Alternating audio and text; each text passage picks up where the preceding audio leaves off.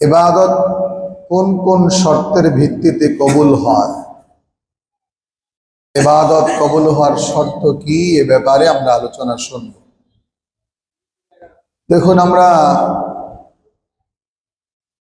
5 ওয়াক্ত নামাজ আদায় করি, রমজানে কত কষ্ট করে রোজা রাখি, শীতের মৌসুমে ঠান্ডা পানি দিয়ে ওযু করে নামাজ আদায় করি, অনেক কষ্ট করি আমরা ইবাদত বন্দেগী গুলো করে থাকি। আমাদের এই কষ্টের ইবাদত যদি আল্লাহ তাআলার দরবারে কবুল না হয়, তাহলে এত কষ্ট করে ইবাদত করে লাভই বা কি? ইবাদত তো করি কবুলের জন্য, আল্লাহর সন্তুষ্টির জন্য, প্রতিদানের আশায়, ঠিক কিনা বলেন? জন্য আমাদের জানা থাকা দরকার কোন কোন শর্তের ভিত্তিতে ইবাদত কবুল হয়। ইবাদত কবুল হওয়ার পয়লা শর্ত, প্রথম শর্ত হলো ইবাদতে ইখলাস থাকা। কি থাকা? ইখলাস থাকা। ইবাদতে ইখলাস থাকা এর মানে কি? ইবাদতটা রিয়া মুক্ত হওয়া, লৌকিকতা মুক্ত হওয়া, লোক দেখানো ইবাদত না করা। যদি ইবাদতটা শুধুমাত্র কেবলমাত্র আল্লাহ তাআলার জন্যই হয়, তাহলে সেই ইবাদত আল্লাহ তাআলা কবুল করেন। বলেন সুবহানাল্লাহ। আপনি নামাজ আদায় করছেন, আপনি রোজা রাখছেন, আপনি দান সাদাকা খায়রাত করছেন, হজ করছেন, যত ইবাদত আছে সব ইবাদত যদি লৌকিকতা মুক্ত হয়, রিয়া মুক্ত হয়, প্রতিটি ইবাদতের মূল এবং মুখ্য উদ্দেশ্য যদি থাকে আল্লাহ তাআলার সন্তুষ্টি, তখনই এই ইবাদত আল্লাহ তাআলার কাছে কি হবে? কবুল হবে। এর বিপরীত ইবাদত যদি রিয়াযুক্ত হয়, লোক দেখানো হয়, তাহলে এর ফলাফল কি হবে? কুরআনুল কারীমে আল্লাহ রাব্বুল আলামিন বলেছেন, ফাওয়াইলুল লিল মুসাল্লিন আল্লাযীনা হুম আন সালাতিহিম সাহুন আল্লাযীনা হুম ইউরাউন।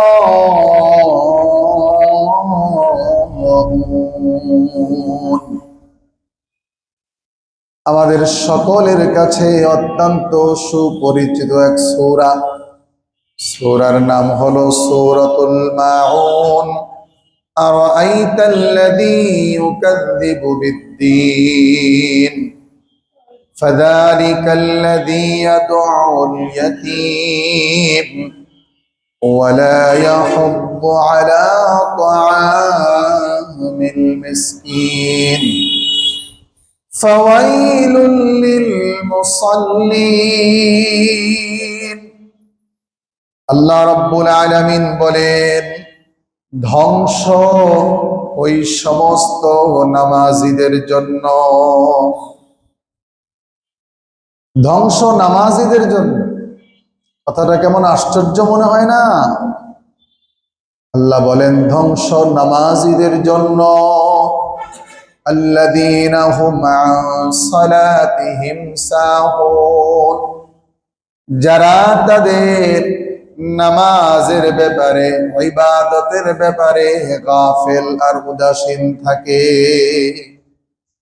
যারা তাদের নামাজের ব্যাপারে গাফেল আর উদাসীন থাকে, আল্লাহ বলেছেন ধ্বংস তাদের জন্য। নামাজে গাফেল উদাসীন কিভাবে? নামাজে গাফেল উদাসীন, নামাজ পড়তেছে নামাজে মনোযোগ নাই, নামাজ পড়তেছে নামাজে খুশু নাই, নামাজ পড়তেছে বাহিরের বিভিন্ন বিষয় নিয়ে নামাজে চিন্তা ফিকির করতেছে, নামাজ পড়তেছে বারবার ঘড়ির দিকে তাকাচ্ছে, নামাজ পড়তেছে অঙ্গ প্রত্যঙ্গ নাড়াচাড়া করতেছে। এটাই হলো নামাজের ব্যাপারে উদাসীনতা, নামাজে গাফেল। এরকম মুসল্লি আমাদের মাঝে আছে না নাই বলেন? আল্লাহ রব্বুল আলামিন এমন মুসল্লিদের ব্যাপারে বলেছেন, ফাওয়াইলুল লিল মুসাল্লিন। পরের আয়াতে আল্লাহ রব্বুল আলামিন বলেন, আল্লাযীনা হুম আন সালাতিহিম সাহুন। এর পরের আয়াতে আল্লাহ বলেন, আল্লাযীনা হুম ইউরাউন। ধ্বংস ওই সমস্ত নামাজীদের জন্য, ধ্বংস ওই সমস্ত ইবাদতকারীদের জন্য যারা লোক দেখানোর জন্য, যারা রিয়া যুক্ত ইবাদত করে। আল্লাহ বলেন তাদের জন্য ধ্বংস। জন্য ইবাদত যদি কেউ লৌকিকতাপূর্ণ ইবাদত করে, লোক দেখানোর জন্য ইবাদত করে, এই ইবাদতের বদলা সে আল্লাহর কাছ থেকে ভালো কিছু পাবে? পশ্চিম কালেও ভালো কিছু পাবে না।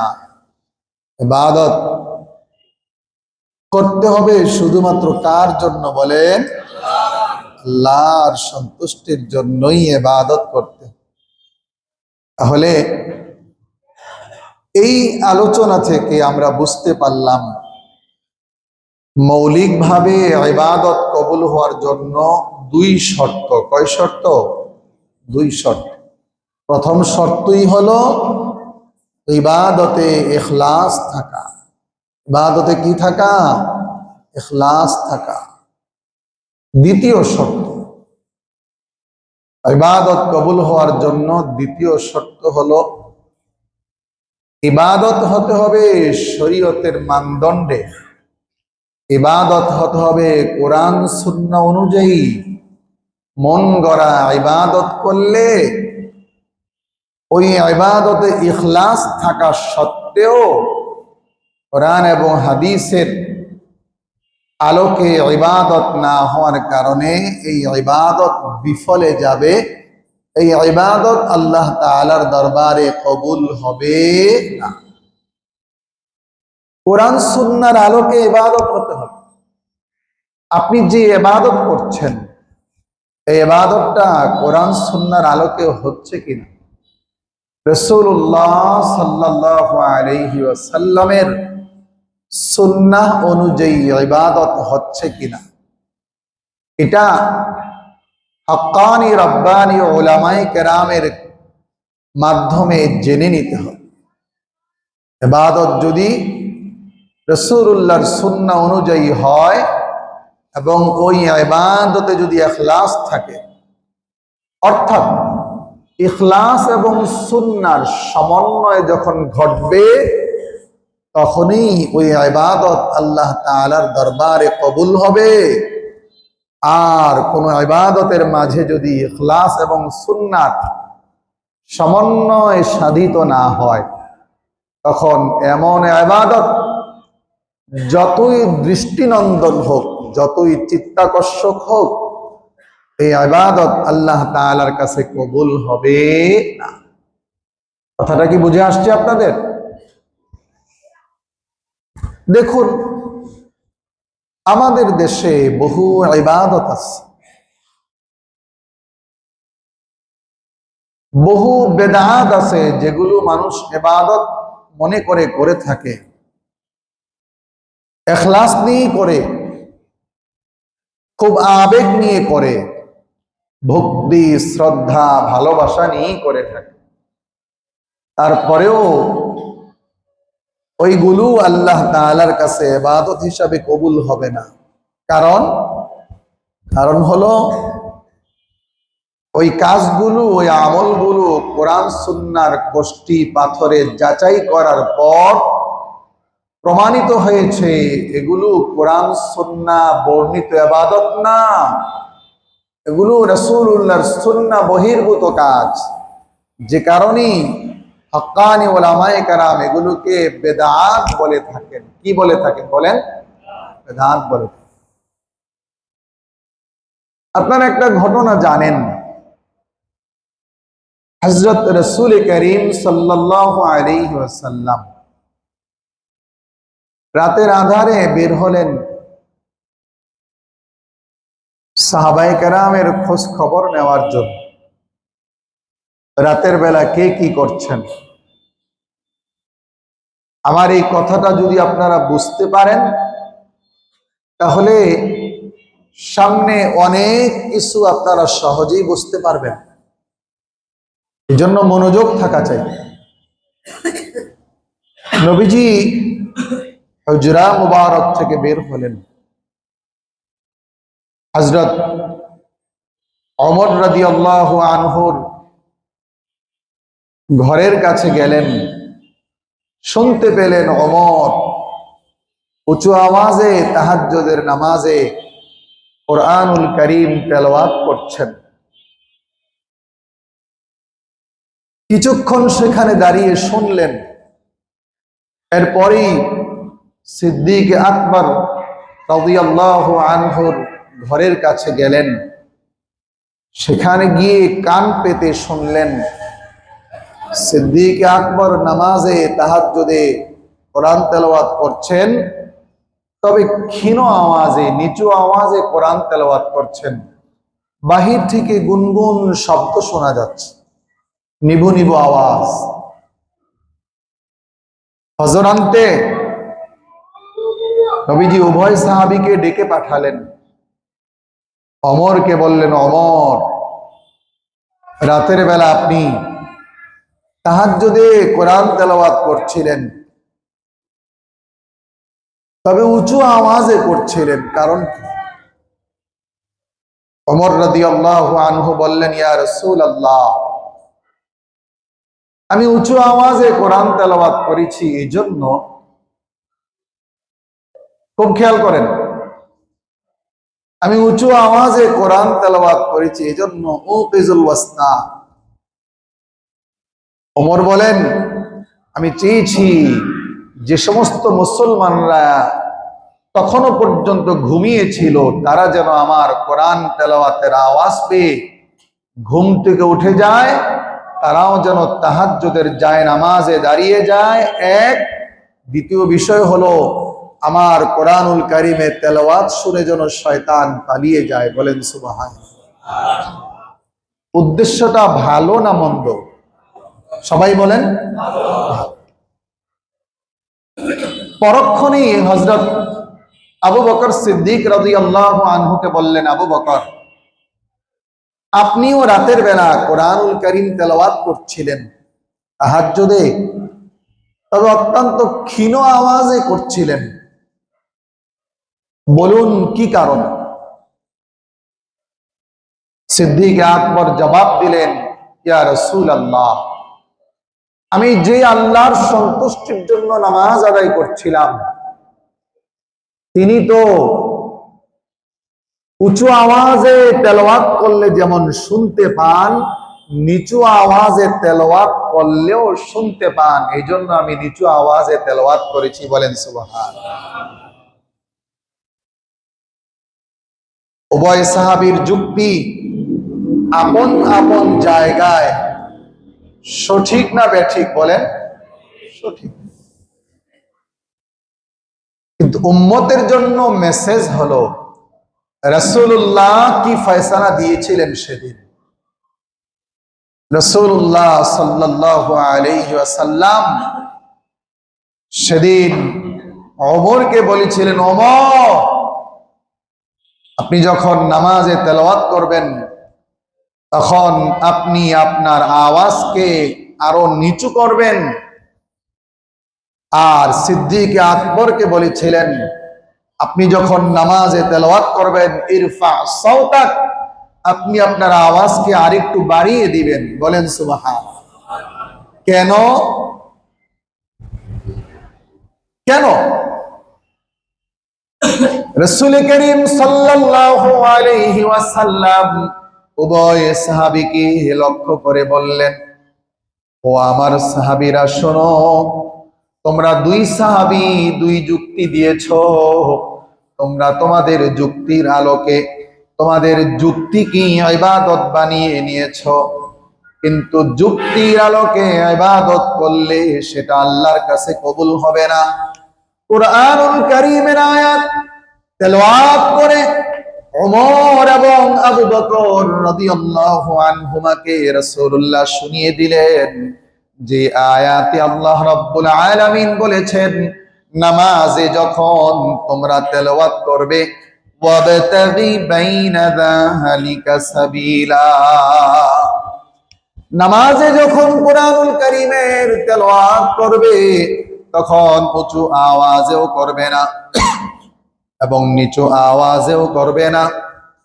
আল্লাহ রাব্বুল আলামিন জানিয়ে দিয়েছেন, নামাজে যখন কোরআনুল কারীম তেলাওয়াত করবে মাঝামাঝি আওয়াজে কোরআন তেলাওয়াত করবে। সুবহানাল্লাহ।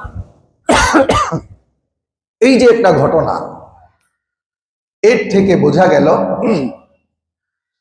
রাসূলুল্লাহর সুন্নাহ বহির্ভূত পদ্ধতির পিছনে যতই যুক্তি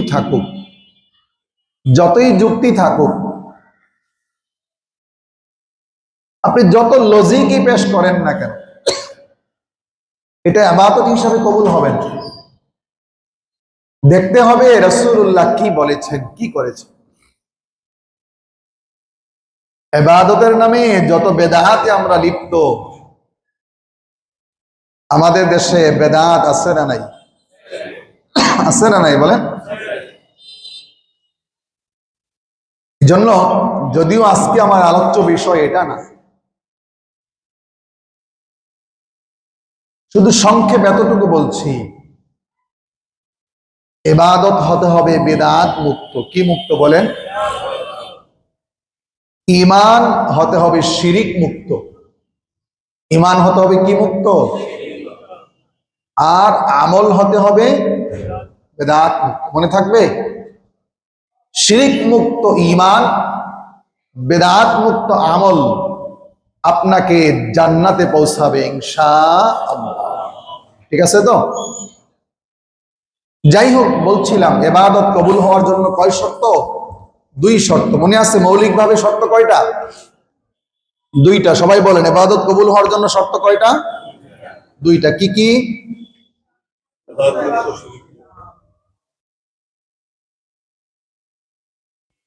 ভুলে গেলেন?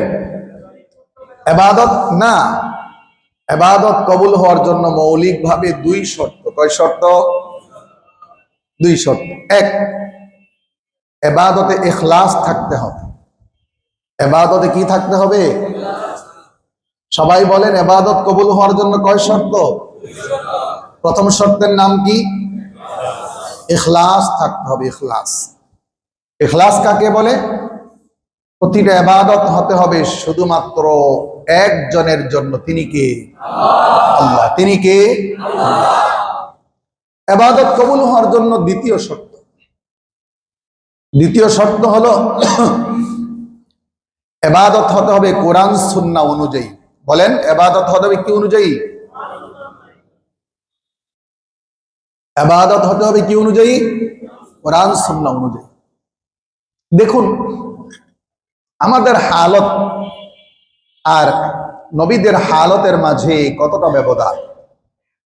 আমরা আল্লাহর মেহেরবানিতে যারা নামাজ পড়ি, আমরা যারা নামাজ পড়ি না তাদের কথা তো বাদ, যারা নামাজ আদায় করে থাকি, আমাদের কথাবার্তায় চলাফেরায় এমন ভাবটাই ফুটে ওঠে যে আমরা নিশ্চিত আমাদের ইবাদত কবুল হয়ে গেছে। ঠিক কিনা বলেন?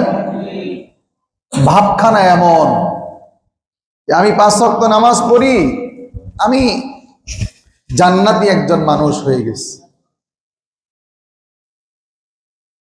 নবীগণের হালত কি এরকম ছিল?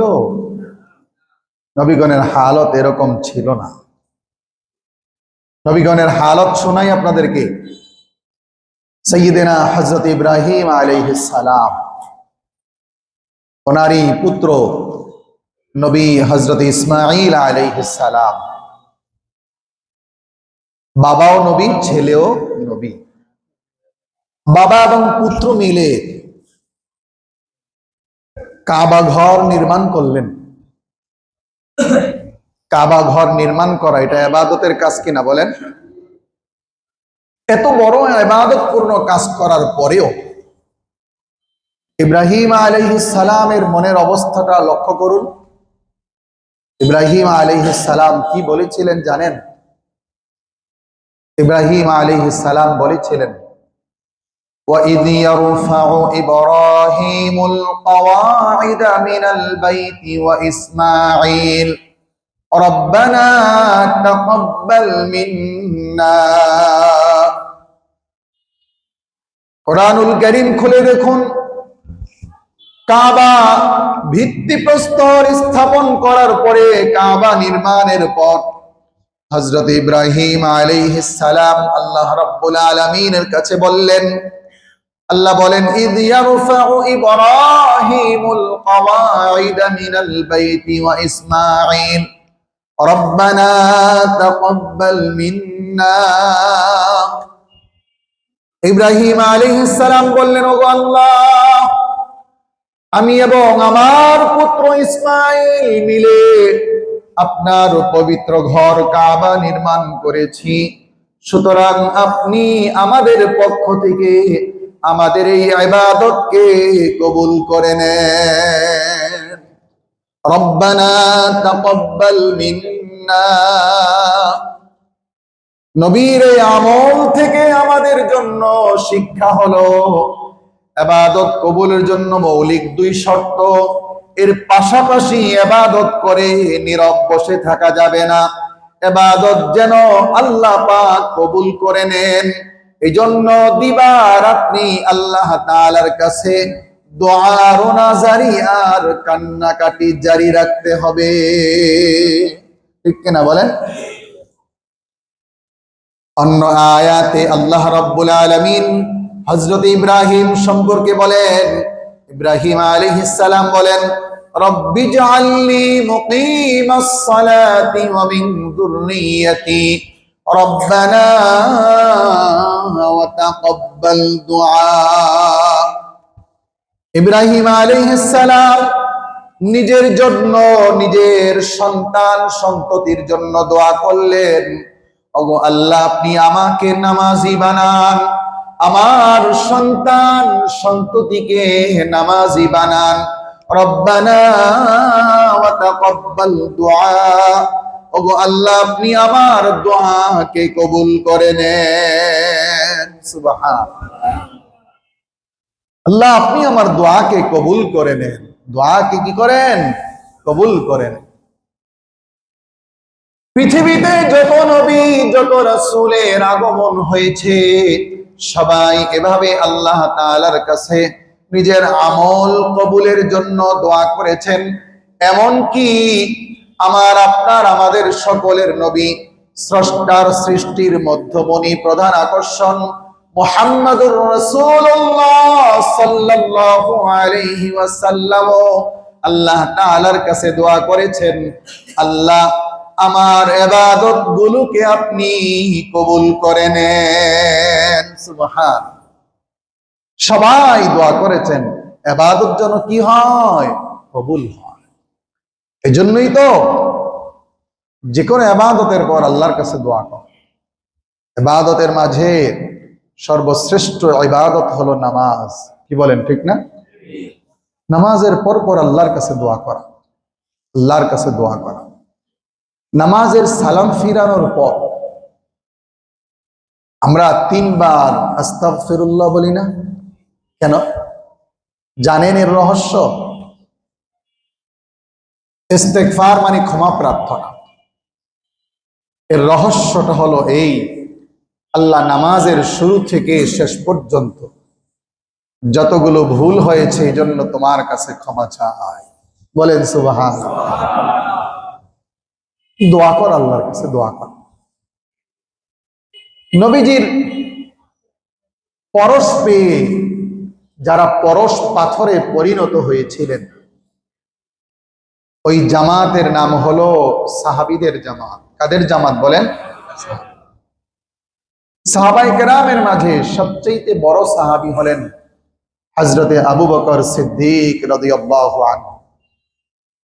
আবু বকরের সম্মান মর্যাদা কেমন ছিল? নবীজি সাল্লাল্লাহু আলাইহি ওয়াসাল্লাম এ ব্যাপারে বলেছেন, আমার সাহাবীরা আমার যত খেদমত করেছে, ইসলামের যত খেদমত করেছে, আমি সবার বদলা দিয়ে দিয়েছি। আবু বকরের প্রতিদান আমার পক্ষে দেওয়া সম্ভব না। বলেন সুবহানাল্লাহ। আবু বকরের বদলা স্বয়ং আল্লাহ রাব্বুল আলামিন হাসরের ময়দানে দিবেন। বলেন সুবহানাল্লাহ। আবু বকর, রাসূলুল্লাহ সাল্লাল্লাহু আলাইহি ওয়াসাল্লাম বলেন, আমাকে সৃষ্টি করার পর যে পরিমাণ মাটি অবশিষ্ট ছিল, সেই মাটি দিয়ে আল্লাহ পাক আবু বকরকে সৃষ্টি করেছেন। সুবহানাল্লাহ। এরপরে আরো কিছু মাটি অবশিষ্ট ছিল, যে মাটি দিয়ে আল্লাহ পাক হযরতে ওমরকে সৃষ্টি করেছেন। সুবহানাল্লাহ। রাসূলুল্লাহ সাল্লাল্লাহু আলাইহি ওয়াসাল্লাম আবু বকর সম্পর্কে আরো বলেছেন, তাবুকের যুদ্ধে নবীজি সাহাবায়ে কেরামকে বললেন, ও আমার সাহাবীরা, যুদ্ধে যেতে হবে, তোমরা যে যা পারো যুদ্ধের জন্য দান করো। কিতাবে আসছে হযরত ওমর যেই সময়টাতে নবীজি দানের কথা বলেছেন, ওই সময়টাতে ওমরের কাছে ধন সম্পদ ছিল। ওমর মনে মনে বললেন, কখনোই আমি দানের ক্ষেত্রে, ইবাদতের ক্ষেত্রে আবু বকরকে পিছনে ফেলতে পারি নাই। আজ আমার জন্য একটি সুবর্ণ সুযোগ তৈরি হয়েছে, আমার কাছে সম্পদ আছে, আমি আজকে দান করব, আবু বকরকে পিছনে ফেলে আমি সবার আগে চলে যাব। ওমর কাল বিলম্ব না করে বাড়িতে চলে গেলেন। সম্পদ যা ছিল দুইটা ভাগ করলেন, অর্ধেক বাড়িতে রেখে আসলেন, বাকি অর্ধেক রাসূলুল্লাহর দরবারে এনে তাবুকের যুদ্ধের জন্য দান করে দিলেন। বলেন সুবহানাল্লাহ। সবাই দান করলেন। নবীজি সবাইকে জিজ্ঞেস করতে লাগলেন, ওমরকে বললেন, ওমর, তাবুকের যুদ্ধের জন্য আপনি কি দান করেছেন? ওমর বললেন, ওগো আল্লাহর রাসূল, আমার যত সম্পদ ছিল সম্পদকে আমি দুই ভাগ করেছি। এক ভাগ বাড়িতে রেখে আসছি, আর এক ভাগ ইসলামের বিজয়ের জন্য, আল্লাহর সন্তুষ্টির আশায় যুদ্ধের জন্য দান করে দিয়েছি। সুবহানাল্লাহ। পরক্ষণে আবু বকরকে জিজ্ঞেস করলেন, আবু বকর, তাবুকের যুদ্ধের জন্য, জিহাদের জন্য আপনি কি দান করেছেন? হযরতে আবু বকর বললেন, ও আল্লাহর রাসূল, আমি বাড়িতে যা সম্পদ ছিল সব সম্পদ আমি যুদ্ধের জন্য দান করে দিয়েছি। আমার বাড়িতে আমি আল্লাহ এবং আল্লাহর রাসূলকে শুধু রেখে আসছি। সুবহানাল্লাহ। এই হলো আবু বকর। আবু বকরের দানের প্রশংসায় আল্লাহ রাব্বুল আলামিন সাথে সাথে হযরতে জিবরাইল আলাইহিস সালামকে পাঠিয়ে দিলেন। জিবরাইল আলাইহিস সালাম রাসূলুল্লাহর কাছে আসলেন, এসে বললেন, ওগো আল্লাহর রাসূল, আবু বকরের দানের কারণে আল্লাহ পাক খুশি হয়ে আল্লাহ নিজে আবু বকরকে সালাম দিয়েছেন। সুবহানাল্লাহ। এই আবু বকর, যার ব্যাপারে এত প্রশংসা, এত কিছু, ওই আবু বকরও নিজের আমলের ব্যাপারে, আমল কবুল হওয়ার ব্যাপারে সন্দিহান ছিলেন। আবু বকরও বারবার আল্লাহ তাআলার কাছে দোয়া করতেন, ওগো আল্লাহ, আমার আমলগুলো আপনি মেহেরবানি করে কবুল করে নেন। আবু বকরের মতো ব্যক্তি, যাকে রাসূলুল্লাহ দুনিয়াতে জান্নাতের সুসংবাদ দিয়েছেন, এমন মহা মনীষীও নিজের আমল কবুল হওয়ার ব্যাপারে চিন্তিত থাকতেন। আর আমি আপনি, আমাদের অবস্থা হলো 5 ওয়াক্ত নামাজ কোন রকম পড়তে পারলে মনে করি জান্নাতি হয়ে গেছি। ঠিক কিনা বলেন? আরেকটা বিষয়, হযরতে ওমর, এটা বলি শেষ করে দিন। কত বড় সাহাবী ছিলেন হযরতে ওমর। ওমরের ব্যাপারে রাসূলুল্লাহ বলেছেন, লাউ কানা বাদি নাবিয়্যুন লাকানা ওমর। আমার পরে যদি আল্লাহ পাক কাউকে নবী বানাতেন, তাহলে আল্লাহ ওমরকে নবী হিসেবে দুনিয়াতে পাঠাতেন। বলেন সুবহানাল্লাহ। আমাদের নবীজির পরে আর কোন নবী আছে পৃথিবীতে? হ্যাঁ, আছে? এজন্যই কাদিয়ানীরা বলেন কাফের। কাদিয়ানীরা কি? যারা তাদেরকে কাফের মনে করবে না তারাও। আহমদিয়া মুসলিম জামাত নামে কাদিয়ানী সম্প্রদায় এদেশের মুসলমানদেরকে কাফের বানানোর চেষ্টা করে যাচ্ছে প্রতিনিয়ত। ঠিক কিনা বলেন? হ্যাঁ, স্বাধীনতার পরে বহু সরকার আসছে গেছে, কোন সরকারই কাদিয়ানীদেরকে কাফের ঘোষণা করে নাই। বরং প্রতিটি সরকারের কোন না কোন ক্যাবিনেট সদস্য কাদিয়ানীদের দালালিতে লিপ্ত ছিল। ঠিক কিনা বলেন? যারা কাদিয়ানীদের দালালি করবে ওরাও কাফের। ঠিক কিনা বলেন? ঈমান ও ইসলামের ব্যাপারে কারো সাথে আপোষ চলে? আমার কাছে অবাক লাগে, কাদিয়ানীদের ব্যাপারে যখন কথা বলি তখন কারো কারো মনে কষ্ট লাগে। এরকম মুসলমান নামধারী মুনাফিক, কাফের, বেঈমান আছে না নাই? সুস্পষ্ট কথা, কাদিয়ানী কাফের। কাদিয়ানী ইসকন যেমন এদেশের স্বাধীনতা সার্বভৌমত্বের জন্য হুমকি, কাদিয়ানী সম্প্রদায় এদেশের স্বাধীনতা সার্বভৌমত্বের জন্য হুমকি এবং চূড়ান্ত দুশমন। এতে কোনো সন্দেহ আছে? সন্দেহ করবেন তো বেঈমান হয়ে যাবে। মনে রাখবেন, একটা কথাও নিজের থেকে বানিয়ে বানিয়ে বলি না।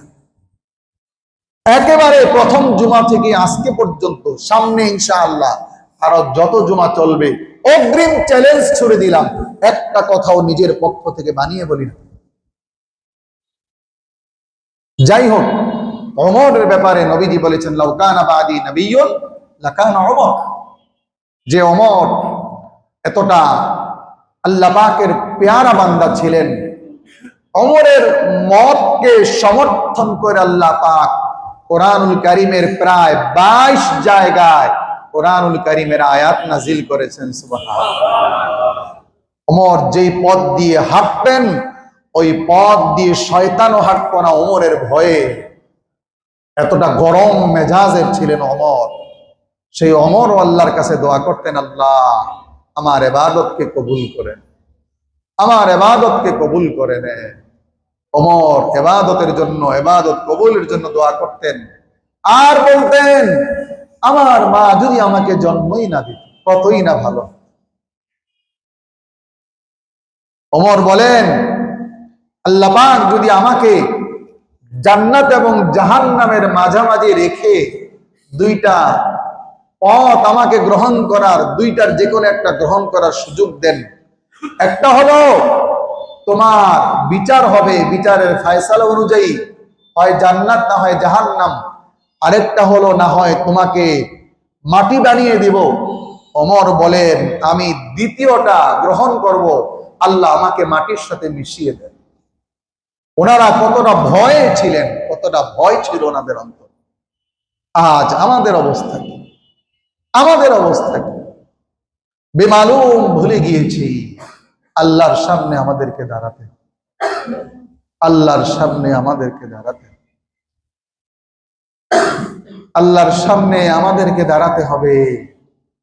সব আমল নামার হিসাব দিতে হবে। সব আমল নামার হিসাব দিতে হবে। আল্লাহ পাক বলে দিয়েছেন, ফামান ইয়ামাল মিসকালা যাররাতিন খায়রান ইয়ারা ওয়া মান ইয়ামাল মিসকালা যাররাতিন শাররান ইয়ারা। ওমর রাদিয়াল্লাহু আনহু রাতের বেলা নামাজ পড়ছিলেন। নামাজে একটি আয়াত তেলাওয়াত করছিলেন। আয়াতের অর্থ হলো এই, এদেরকে থামাও, এদেরকে থামাও, এদেরকে আল্লাহর সামনে দাঁড়াতে হবে। হাদিসের কিতাব খুলে দেখুন, ওমর রাদিয়াল্লাহু আনহু এই আয়াত তেলাওয়াত করে এমন ভাবে কান্নাকাটি শুরু করেছেন, একেবারে পিছনের কাতারের মুসল্লিরা পর্যন্ত ওমরের কান্নার হাউমাউ আওয়াজ শুনতে পেয়েছেন। এতটাই কেঁদেছেন আল্লাহর ভয়ে। কিতাবে আসছে ওমর 1 মাসের অধিক সময় পর্যন্ত অসুস্থ হয়ে বিছানায় পড়েছিল। এতটা ভয়ে ওনারা থাকতেন। এই জন্য মুহতারাম হাজিরিন, ইবাদত কবুল হওয়ার মৌলিক যে 2 শর্ত, এই শর্তগুলো মনে রাখা এবং আল্লাহর কাছে সব সময় দোয়া করতে থাকা। আল্লাহ যেন আমাদের ইবাদতগুলোকে কবুল করেন। আল্লাহ যেন আমাদের গুনাহ সমূহকে মাফ করে দেন। আল্লাহ যেন আমাদেরকে ঈমানের হালতে ডাক দেন, ঠিক কিনা বলেন? আর রাসূলুল্লাহ বলেছেন, যার দুনিয়ার জিন্দেগি যেমন কাটবে তার মৃত্যুটা তেমন হবে। যার মৃত্যু যেমন হবে সে হাসরে ওইভাবেই উঠবে। হায় আফসোস, কত মানুষ গান শুনতে শুনতে মৃত্যু হয়ে যায়। কত মানুষের টিভি সেটের সামনে বসে থাকা অবস্থায় মৃত্যু। আবার কত সৌভাগ্যবান মানুষ এমন আছে যাদের মৃত্যুটা নামাজে সেজদারত অবস্থায় হয়, যাদের মৃত্যুটা আল্লাহ আল্লাহ জিকিররত অবস্থায় হয়, যাদের মৃত্যুটা রমজানের রোজার হালতে হয়, যাদের মৃত্যুটা কাবা চত্বরে তওয়াফরত অবস্থায়, ঠিক কিনা বলেন? এজন্য আল্লাহর কাছে দোয়া করা দরকার। আল্লাহ পাক আমাদের সবাইকে যে কথাগুলো বললাম শুনলাম এগুলোর উপরে মুহাব্বতের সাথে আমল করার তৌফিক দান করেন, আমিন। ওয়া আখির দাওয়ানা আলহামদুলিল্লাহি রাব্বিল আলামিন।